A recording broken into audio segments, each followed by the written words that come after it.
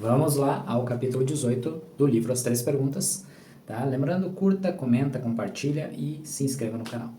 Então vamos começar. Medo e conhecimento. Uma das maiores barreiras ao amor é o medo. É claro que o medo é natural a todo organismo. Serve para nos alertar do perigo e preservar nossa vida física.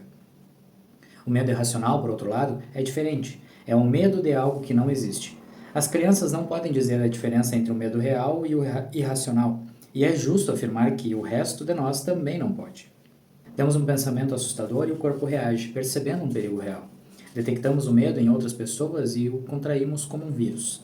Observamos suas reações e imitamos sua histeria. Entramos em pânico. O que sabemos claramente tem o poder de nos fazer mal. Quando éramos crianças, não questionávamos o que sabíamos. Podíamos nomear as coisas que nos assustavam: trovão, escuridão, aranhas peludas. Sabíamos que havia criaturas sem nomes no porão. Sabíamos que eram reais, porque estávamos aterrorizados com elas. E sabíamos que estávamos aterrorizadas, porque aquelas criaturas eram reais. Mesmo agora, sabemos quando e por que estamos com medo. Saber estimula mais medo, e o medo confirma o que sabemos. Isso parece um círculo interminável, não é? Portanto, devemos desafiar nosso conhecimento. E temos de enfrentar o medo mais cedo ou mais tarde. Quanto mais esperamos, maiores ficam os medos. Enfrentar o medo traz clareza. Clareza, por sua vez, reduz o medo. O que nos permite desligar a luz do quarto sem nos preocupar com demônios nas sombras ou ogros debaixo da cama. O que é real? Não são reais os medos irracionais e as histórias nas quais há muito tempo acreditamos sobre nós mesmos e nossa relação com a vida. Admitir o que não é real nos leva por um longo caminho em direção à consciência pessoal. Sabemos que crenças se adaptam e novas circunstâncias mudam e desaparecem. Quanto mais aceitamos uma crença como uma escolha, menos poder nossos medos têm sobre nós. Com menos medo, nossa confiança se fortalece e, com mais confiança, melhor desafiamos nossas crenças. Vemos o que são e sabemos instintivamente que não são reais. Podemos descartá-los se quisermos. Também sabemos quando paramos de ter medo. Sabemos quando estamos felizes e quando nos sentimos seguros. Então, o que sabemos nesse sentido também pode nos salvar. Primeiro, precisamos acreditar que estamos com medo. O medo muitas vezes passa despercebido e apenas nossas ações nos dão uma pista. Desafiar o medo significa encontrar sua fonte e depois observar mais fundo. Significa que desculpas não são aceitáveis.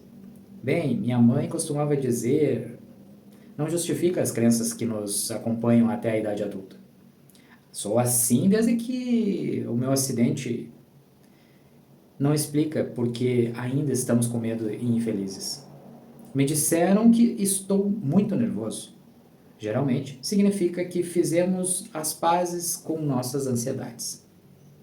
Nós nos apegamos ao medo por muitas razões. Mantemos velhas crenças porque se tornam confortáveis. A mudança é inconveniente e traz muitas surpresas. Queremos que as coisas continuem as mesmas. Queremos que nossas fobias nos definam. Em muitos casos, não sabemos quem seríamos sem nossos medos. Pode ser também que nunca chegássemos a nos despedir deles. Se estivermos prontos para mudar, há coisas que podemos fazer.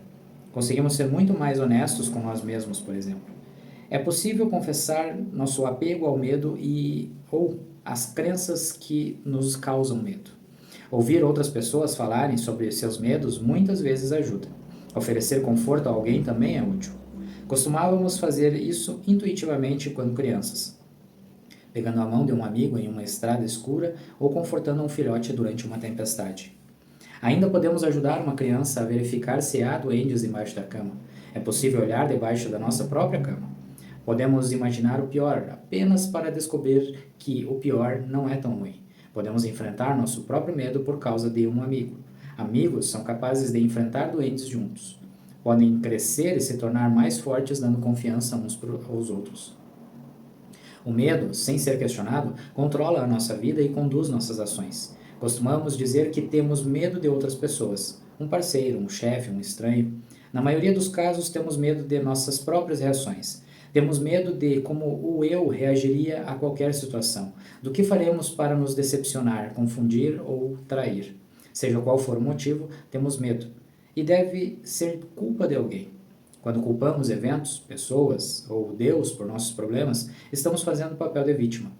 Como aqueles caçadores primitivos em uma noite sem lua, somos incapazes de nos salvar. A raiva não nos torna mais capazes. A autopiedade não faz com que sejamos admirados. Quando nos distanciamos do problema, ficamos ainda mais longe de uma solução. O fato é que somos o problema. Sem que tenhamos culpa, somos a confusão. E também somos a única solução. Acordar e enxergar é o presente que nos damos. Fazer algo sobre o que vemos é a salvação. A consciência é um presente da vida aos mortais. Hércules poderia ter pedido a Zeus por dons de poder, mas só ele, Hércules, poderia decidir como usar o poder com sabedoria. Não importa o que façamos na vida, somos todos exploradores em busca da verdade. Ouvimos a verdade em histórias clássicas e conversas comuns. Evoluímos como indivíduos quando nos desafiamos a enxergar. A humanidade evolui no momento em que desafiamos o que sabemos. As pessoas acreditavam que o Sol girava em torno deste planeta. Tínhamos certeza de que, se viajássemos para longe o suficiente, cairíamos da Terra. Sabíamos o que temíamos o que sabíamos. A mente constrói a própria casa com ilusões, brilhantes e sombrias, a partir do momento em que começamos a falar e pensar. Tudo vai bem até que as expectativas sejam esmagadas. Tudo parece ótimo até que nossos desejos entrem em conflito com os desejos dos outros. Tudo vai bem até que nossa realidade inabalável seja abalada e então o pânico se instala. Crenças rígidas se quebrarão em breve. Assim que um terremoto virtual acontece, o corpo estremece e as emoções irrompem na superfície. Todos sabemos, porque passamos por isso muitas vezes. Dizemos que fomos decepcionados no amor ou traídos por um amigo e reagimos. Nós nos comportamos mal. Por acharem que estão ajudando, entes queridos apoiam nossas piores histórias, confirmam nossos piores medos. Também ficam indignados e sugerem que procuremos algum tipo de vingança. E nós os ouvimos. Quanto mais nos envolvemos na história, mais difícil é enxergar claramente. Quanto menos vemos, mais medo temos. Quanto mais medo temos, mais nos apegamos às nossas histórias. Conhecimento e medo trabalham de mãos dadas. À medida que nos tornamos mais irracionais, o corpo sofre ainda mais. Ideias antigas e maus hábitos continuarão a nos ferir se não nos permitirmos um pouco de encanto. Um coração partido pode permanecer assim a vida inteira se não reconhecermos o presente que ele traz. Se um amante nos decepciona ou nos rejeita, ficamos de coração partido.